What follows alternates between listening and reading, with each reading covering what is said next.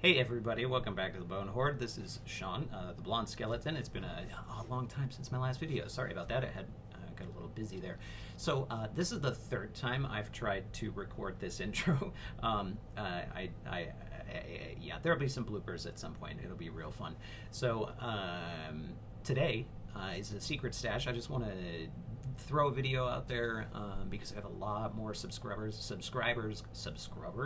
You can see how my day is going.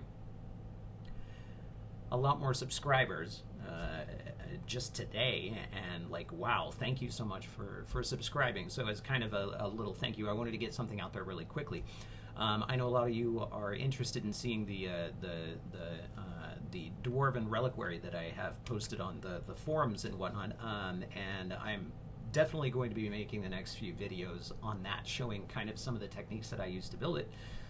As well as some of my design and thought process in creating it, why I created it, whatnot. But this video is actually about something I've been wanting to show you guys for a while, but I haven't just had the time to put it together. It's also an element that's going to be going into that particular layout, so I wanted to show you that today. And that is battle mats. Now, again, I made this video like 3 times, and the first time I recorded it, there was no sound. So, yay, make sure your camera has sound. Very important when you're talking for like 5 minutes. So what I'm going to do is I'm going to play the video from that, because I don't want to film it again. And I'll just voice over it for you, so you'll get the point. Okay, you'll get the point. Just, you know, stop mocking me. All right, you can mock me. That's fine. Just don't do it in the comments. That way everyone can see. Just do it privately in your own home, and that'll be fine. That'll be fair. All right, so let's get started.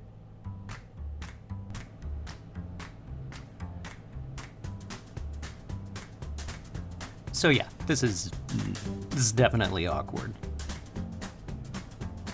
I just thought you might enjoy watching me babble in silence. I didn't realize I talked with my hands so much. I honestly have no idea what I was saying at this point, but this is the material we'll be working with. This is called, yeah, apparently I like it a lot. This is Darice Foamies. It is a foam material. It's craft foam is what it is. About 10 bucks a roll. Gives you a nice clean surface, lightweight. It's big enough. It's the 36 by 60 sheet, so it's big enough that you can cover a big table like mine or several battle mats on a small table. This is my desert battle mat that I made with dark brown, light brown. Took a piece of cardboard, cut it in a curve, and then set it down like so, and then sprayed it at an angle. And that provides the shadow. You could always highlight right behind that just to make it prettier and make it pop a little bit more. Cool thing is you can spray on the back of these things. That's the really cool thing, is you get 2 battle mats out of one piece, especially if you have a big table. This one's kind of my stone or mountainous terrain, or very large room in a dungeon kind of mat. So that's just gray and dark gray. I have some green, spots of brown, just to kind of give it a little texture. This one's my forest one. This was the first one I did. I have dark green, light brown, and dark brown. I try to keep it as non-specific as possible, because then it, it makes it so you can use it for different purposes. If you make it too specific, then it becomes too specific, so you're not able to use it under different circumstances. So I like to keep it pretty general. So we're going to be painting on the back of this one, just to demonstrate that it can indeed be done. I don't use anything special. This this foam can be spray painted, so that's what I use. I'm about to show you the colors I'm going to use, which are coming up here soon, I think. I mean, I don't know what I'm talking about at this point, so. Yeah, apparently if I could read my own lips, this was so hilarious. To me, might not be so funny for you. Oh, I know what I'm talking about. Yeah, so I'm talking about the purpose of this, and that has to do with the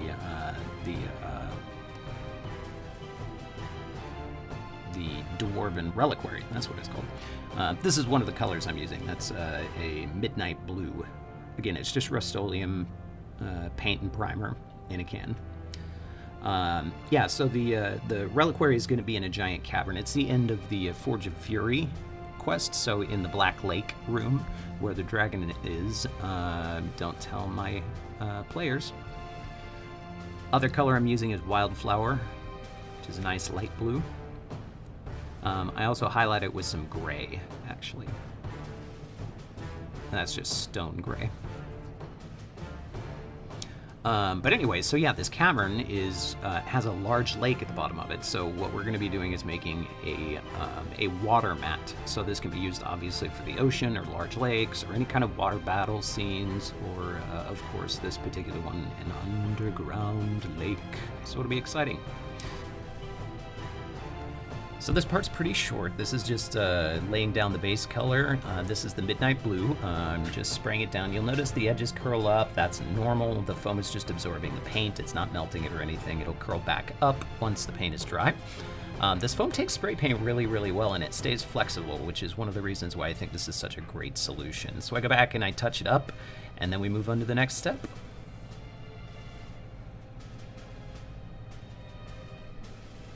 So this technique is one that's used in faux finishes all the time.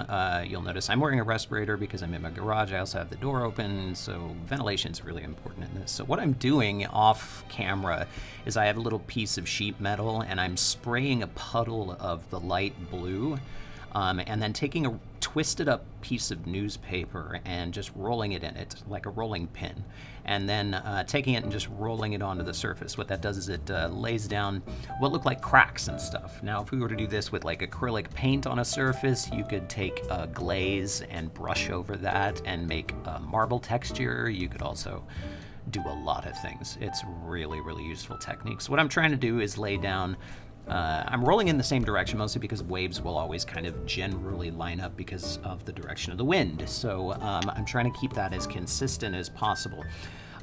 This first layer looks a little lame by itself, so I brush over it with a little bit of that light blue just to kind of mottle the surface a little bit, get it a little bit uneven. So then I'm taking a light gray. This is that stone gray that I was talking about earlier to highlight it. So you see I got a little smudge on that. I actually take care of that in a little bit. So, yeah, with this process, it's kind of just, you know, just lay it down, and then you can always touch it up later. It's not even a big deal. But as you do this, you can start to see that it looks like waves. It looks like everything's kind of like you can see little crests and whatnot. Now I'm taking the dark blue again, the midnight blue, and I'm just going up and doing some shadows over the top of everything, just to kind of give it a little bit more depth. So that will that'll make things look pretty neat, I think. So that's that, and I'm not doing too much on the highlights and the shadows. Most of the effect is done with that light gray. So that's that. This is the finished project. Is a project. That is a word. That is product and project smashed together. Anyway, so this is the final product. You can see that that it actually creates great illusion of depth and just a nice illusion of the crests of the waves. There's still some touch-ups that I would like to do, some areas that I'd like to just kind of fix and adjust, but you can make this look like an ocean or a series of islands by just throwing down one of these, or if you need something with a little more color, you can throw one in that has a little bit of flocking on it, put some vegetation there, and you have a nice island battle. Hey guys, so I hope that was informative. I hope it was helpful for you. I've got this thing sitting next to me and drying right now, so I think it looks pretty great. That midnight blue is a great color for some deep dark ocean stuff. So I'll have some more videos coming up with the Dwarven Reliquary and all the techniques that I use to kind of craft and create that. And I'll give you guys some shots with it in context with this new battle mat and battle mat, not buttle mat. I don't know what I'm saying. Battle mat, and you know, of course, all of the little bits that are going to go in over the next couple of weeks as we approach that particular game. So I hope you guys enjoyed this. Like and subscribe if you did. If you're already a subscriber, thank you so much. We're going to have some cool stuff coming up. So thanks very much, and have fun.